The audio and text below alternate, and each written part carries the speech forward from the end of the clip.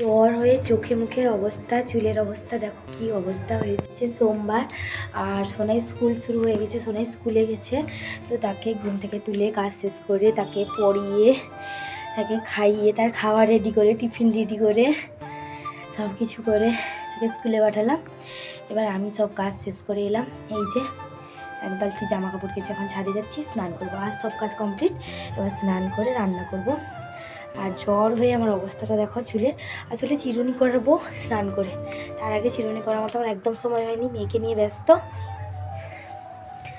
আর সোনাইকে আজকে স্কুলেও আনতে যেতে হবে। সোনাইকে আমি স্কুলে আনতে যাই, দিতে যাই বাবা আর আমি আনতে যাই। 3টার সময় ছুটি হবে। আর অনেক দিন পর আমার এক বালতি জামা কাপড় কাচা বেরিয়েছে। মানে এত কম জামা কাপড় দেখছো, প্রতিদিন এত জামা কাপড় বেরোয় কি বলবো তোমাদের। এখন শীতটা কমে আসছে তো অনেকটা কমে গেছে। আর সরস্বতী পুজোর পরে জ্বরের মধ্যে আমি অনেকটা জামা কাপড় কেচে কমিয়ে দিয়েছি।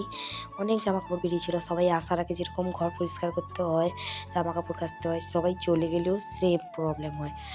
আর এইখানে দেখো, এইখানে গাঁদা ফুলের গাছটা শুকিয়ে গেছিলো এই টব থেকে।